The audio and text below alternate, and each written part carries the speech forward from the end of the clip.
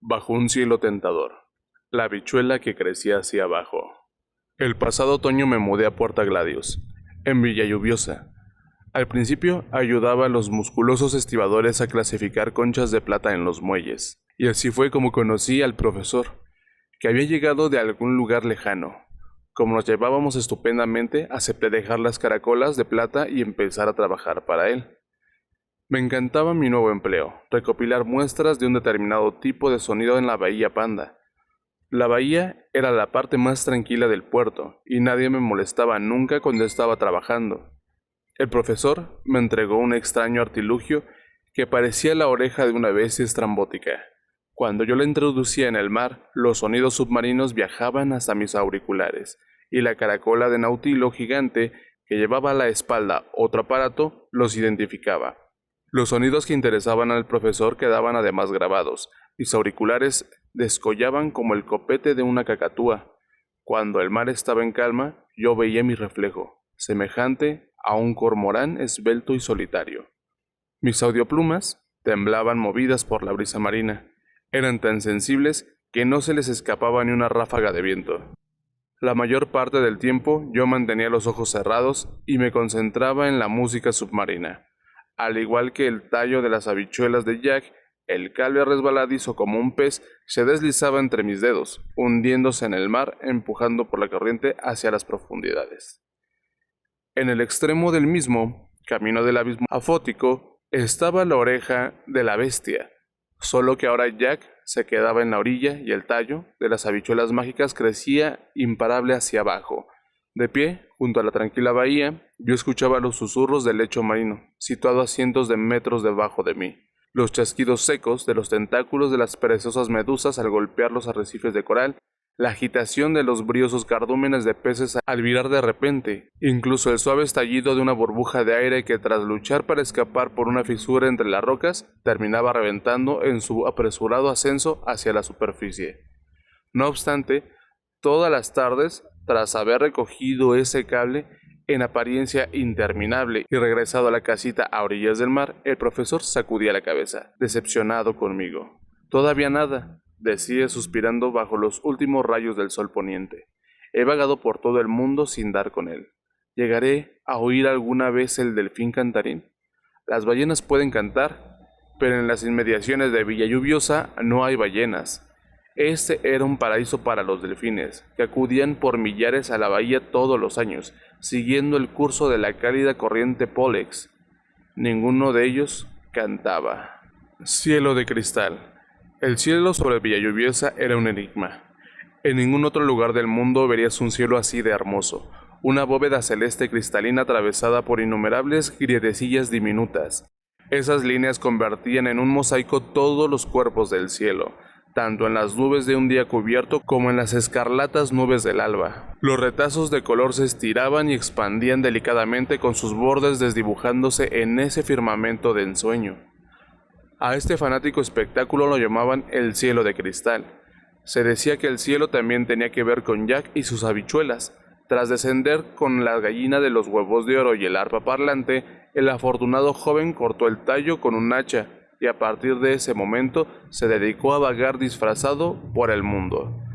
Para evitar que Jack le rebasase de nuevo, el gigante de las nubes construyó una gran cúpula de hielo con la que iba cubriendo todos los lugares a los que el joven viajaba. Algunos creían que Jack había llegado finalmente a Villa Lluviosa y allí se había asentado. El resto de su vida la pasó bajo la cúpula cristalina, y la historia de Jack y sus habichuelas mágicas se convirtió en una leyenda bajo esa hermética cubierta de hielo.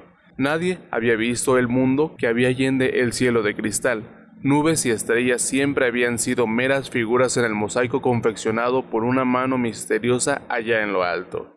En todo Villa Lluviosa, el lugar más cercano al enigma era el centro del mar Pulgar, en la Bahía Panda, donde un surtidor gigantesco brotaba hacia las nubes. Alguna poderosa fuerza succionaba el agua de las profundidades del océano y la lanzaba hasta kilómetros de altura. Sobre la neblinosa cúspide del chorro se cernía un halo iridiscente, allí donde el agua marina se transformaba en millones de gotitas que se disipaban en el aire cual tenue niebla. Empujada por los vientos de las alturas, la bruma púrpura era arrastrada hasta Puerto Gladius. y luego hasta el interior, donde las gotitas se unían formando glóbulos de mayor tamaño. La neblina se espesaba y oscurecía de la banda azul real, para terminar convirtiéndose en nubes esponjosas y atesadas que no podían evitar caer en forma de lluvia. A esto se le debía que en la ciudad lloviese siempre. Los delfines cantarines. En los alrededores de Villa Lluviosa, solo Bahía Panda disfrutaba de cielos relativamente despejados. Por la noche era posible ver la luna y las estrellas. Con la llegada del mes de Brumario, el profesor lió el petate y se marchó, dejándome el extraño artilugio. Tras la partida de aquel buen anciano, yo continué recopilando sonidos submarinos, sobre todo por la noche. Un atardecer especialmente despejado, oí una voz femenina en el mar. Mi pobre Gianna. A continuación, la despreocupada voz de un hombre de mediana edad. ¿Qué pasa? No me ve demasiado bien. Cariño, ninguno de nosotros tiene una vista de lince. Eso no es nada preocupante. Hace un tiempo se enamoró, y todos sabían que su amado era un submarino. ¿Qué? ¿Me estás diciendo que nuestra hija se enamoró de un submarino? Miré en derredor, pero no vi a nadie. Una estrella de mar saltó desde las rocas cubiertas de percebes y cayó con gran estrépito al agua. La brisa nocturna alborotó mis audioplumas. Giré la cabeza y vi emerger lentamente del mar una roca lisa bañada por la luna. Antes de que pudiesen no dar crédito a mis ojos, una segunda roca emergió asimismo del mar. No tardé en encontrarme rodeado de rocas similares. Al cabo, caí en la cuenta de que lo que estaba viendo era una manada de delfines. Sus lomos al aire resplandecían a la luz de la luna con un misterioso brillo. Creía que los delfines no podían hablar. Le dije a uno de ellos. Esto fue muchos años después. No solo podemos hablar, sino que también podemos cantar, me respondió. El canto no es un arte limitado a los cetáceos de mayor tamaño. Gianna. Después de la primavera, Gianna fue considerada adulta. Gianna era una criatura interesante. Muchos años atrás se había enamorado de un submarino. También le encantaba perseguir hélices, por peligrosas que fueran, y así fue como descubrió un cementerio de barcos.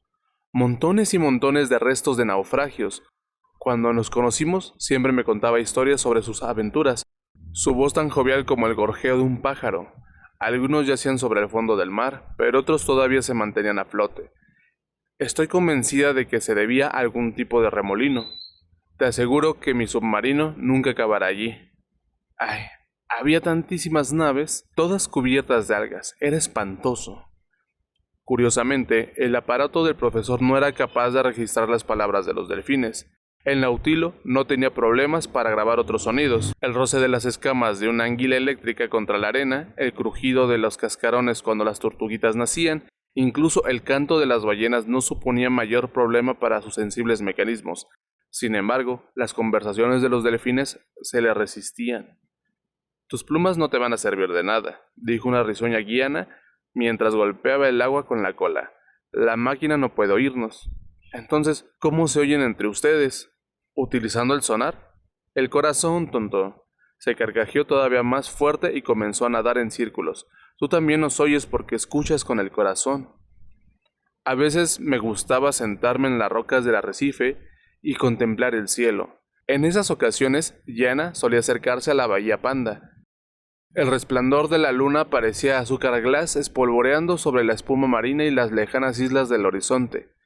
Yo me quitaba las audioplumas y me esforzaba por percibir sonidos, llegando de más allá del cielo de cristal. Entonces experimentaba la ilusión de que la luna era un foco que, desde el telón estelar, mantenía su mirada clavada en nosotros, proyectando sus tenues rayos sobre un par de actores, un humano y un delfín. ¿Ves esas estrellas?, me preguntaba siempre Gianna.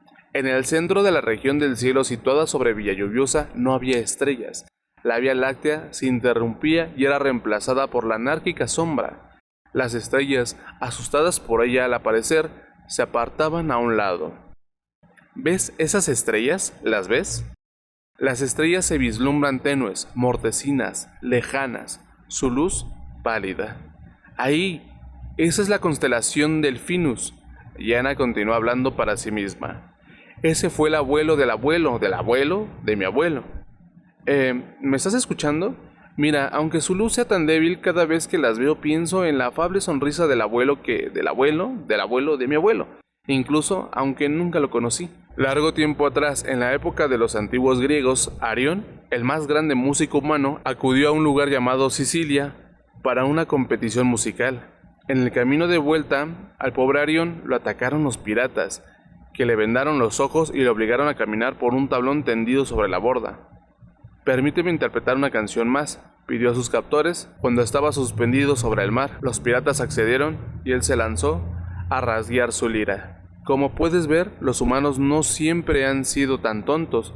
La música de Arión consiguió atraer a mi antepasado, que estaba cazando calamares en las inmediaciones. Arión oyó una voz que le decía: «Salta sobre mi lomo», y así lo hizo. De ahí viene el nombre Delfinus. ¿De ahí viene el nombre Delfinus? Así es. Yana alzó los ojos para mirar las estrellas. Pero su luz es tan débil, ojalá brillasen con más fuerza. El resplandor estelar de su reflejo en sus ojos y su voz fue sonando más ilusionada. Ojalá pudiésemos agujerar el cielo de cristal e ir a las estrellas. Se volvió hacia mí. ¿Crees que brillarán con más fuerza? No lo sé, respondí yo. Tienes la cabeza llena de ideas de lo más peregrino. Submarinos, el cielo de cristal, estrellas lejanas. ¿Esas son las preocupaciones de una buena hija? No puedo dejar de pensar en ellas. Oigo una voz en la cabeza que no deja de repetirme: Yana, ¿por qué no vas a las estrellas? Yana meneó suavemente la cola por el agua y sumergió la cabeza en las aguas bañadas por la luna. El surtidor. Son muchos los que han comparado el mundo con una manzana. La propia Villa Lluviosa también se asemejaba a una. El surtidor en el centro del mar Pulgar era como el corazón del fruto, apuntando directamente hacia lo alto, hacia la embrollada sombra que interrumpía la Vía Láctea. Sus habitantes eran como gusanos que vivían en el interior de la manzana, sin haber vislumbrado jamás lo que había más allá de la piel. Tan solo en algunos puntos donde ésta era un poco más traslúcida podía ver, a través de esa piel teselada, la sombra borrosa proyectada por una hoja lejana iluminada por el sol de mediodía. La única salida era el surtidor. Tenía que subir por el tejido vascular del corazón hasta alcanzar el largo y estrecho pedúnculo y salir de la manzana. Solo entonces verías que en el mundo había otras muchas manzanas e infinidad de hojas. El cielo que tanto te había extasiado antes no era más que la sombra de una única hoja. El surtidor era el camino que atravesaba el corazón. El descomunal árbol transparente, esculpido en agua marina, hundía sus raíces en las profundidades del mar Pulgar. Al ir alzándose hacia el cielo, le iban brotando nuevas ramas y hojas hasta que, en su pináculo, la exuberante copa se desplegaba en todas las direcciones, convirtiéndose en neblina sinuosa y nubes ondulantes. El tallo de las habichuelas continuaba ahí, aunque Jack se hubiese marchado. Nadie había visto jamás lo que había más allá del cielo de cristal. Nadie había echado un vistazo al interior del castillo flotante del ogro. Cielo tentador. Yo supe, mucho antes de que lo llevase a cabo, lo que Yana se proponía hacer. Ella estaba familiarizada con todas las corrientes y olas del mar Pulgar. Sabía dónde podía llevarla el agua. Los remolinos del cementerio de barcos eran peligrosos, pero el surtidor la impulsaría hacia los cielos. Esa noche, una violenta tormenta anegó Villa Lluviosa. La lluvia fue filtrándose poco a poco por las junturas de mi casita a orillas del mar. Tras dejar tortuosos regueros por el tejado, la lámpara que colgaba bajo el alero crujía y se balanceaba. De la caracola de Nautilo, tirada en un rincón, llegaban chasquidos apagados, semejantes al crepitar de la leña seca en la hoguera. Saqué los auriculares de plumas, abandonados largo tiempo atrás, y me los coloqué sobre las orejas. El viento que soplaba desde la bahía acarició las suaves plumas, el delicado plumón ondeó como el mar y me trajo los sonidos de la tormenta. Tras asaltarme una premonición me levanté de la cama y me adentré corriendo en la lluvia. Llegué a la orilla de la bahía Panda a la vez que el ojo de la tormenta. Las nubes se retiraron dejando a la vista un retazo de cielo nocturno despejado. A lo lejos, sobre el mar, el surtidor que conectaba con el cielo arrojaba agua con furia. A mi espalda, Villa Lluviosa dormía profundamente arropada por la tempestad.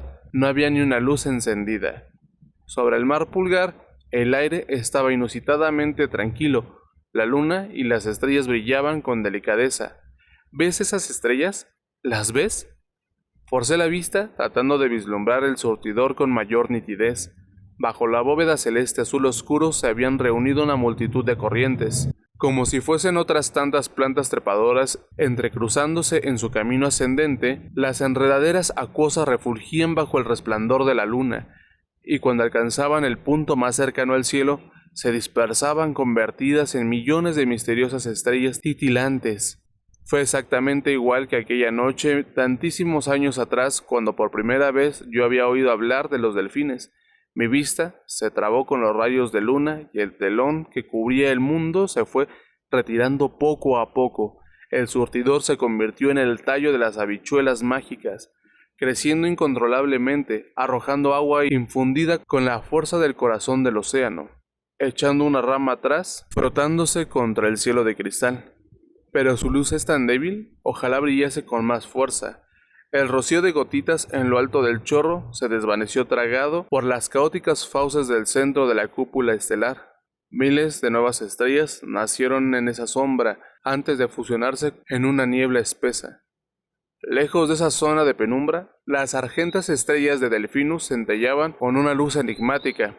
De pronto, la constelación cayó al mar, mientras éste se arrebolaba, iluminado por un fulgor desacostumbrado. Un acero plateado y curvo se elevó desde las aguas, zigzagueando y esquivando, hendiendo y cortando. El acero atravesó los rayos de luna y nadó por el tallo mágico. ¡Yana! Ojalá pudiésemos agujerar el cielo de cristal e ir a las estrellas.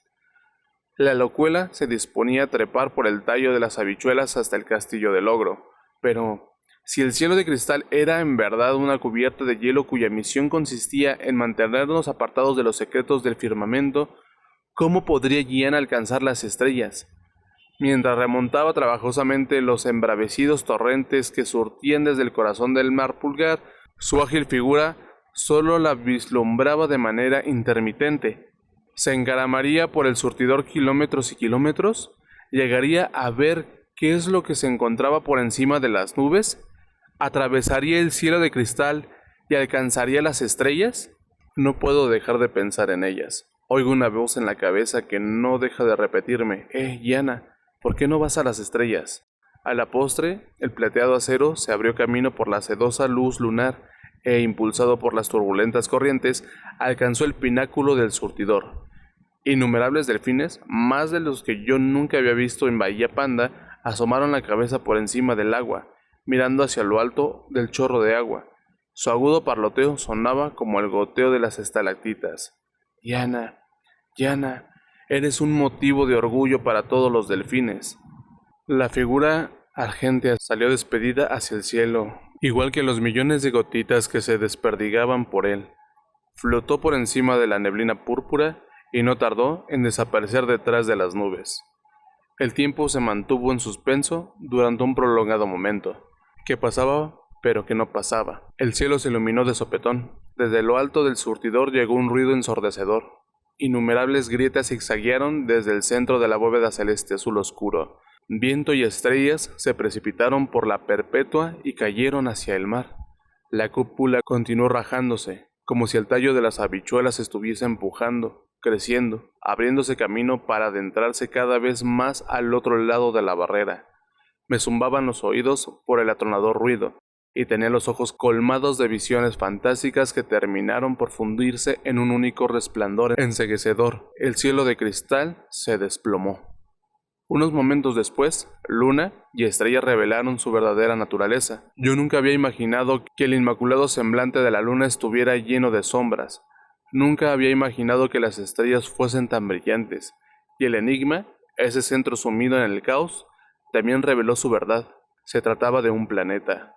Nuestro mundo siempre había estado contiguo a otro, 2 manzanas en un mismo racimo. Aunque el planeta estaba tan cerca de nosotros, jamás habíamos sido conscientes de su presencia. La sombra que proyectaba ocultaba el corazón de la Vía Láctea, y su propia forma había quedado desdibujada por el cielo de cristal. Fue Gianna quien reveló el secreto. El punto de equilibrio de las gravedades de los 2 planetas era asimismo la cúspide del surtidor. donde las gotitas de agua carentes de peso se desparramaban en todas las direcciones. La llegada de Gianna había devuelto la gravidez a esa silenciosa frontera del mundo. Ella había sido atrapada por la gravedad del otro planeta, y el cielo de cristal se había resquebrajado cuando un gusano trató de trepar hasta el exterior de la manzana. Se rompió cuando Gianna cayó hacia un nuevo océano. Pero Gianna, me acordé del cementerio de barcos que una vez me había descrito. Los torbellinos habían desgarrado velas y palos, destrozado cubiertas y remos. La caída de Gianna había tenido la suficiente fuerza para hacer añicos el cielo de cristal. ¿Dónde estaba ella ahora? Bajo el tenue y rojizo resplandor de la luna, todos los delfines miraban en silencio hacia lo alto. Ahí, esa es la constelación Delfinus, me decía Gianna continuamente. Todas las estrellas estaban cayendo hacia el mar. Todas brillaban unos instantes en el agua antes de apagarse. En lontananza estaban apareciendo nuevas estrellas, una, otra, una miriada, y todos los delfines que estaban mirando no tardaron en reconocer la argéntea figura. Gianna, un motivo de orgullo para todos los delfines, había destrozado la barrera que nos impedía a todos ver la verdad, y de un salto había alcanzado el cielo, igual que Jack cuando trepó por el tallo de las habichuelas hasta el castillo del gigante, igual que un gusano que se arrastraba pedúnculo arriba para contemplar el sol del mediodía. Gianna se había unido a las inmortales estrellas. Esta era la historia de Delfinus.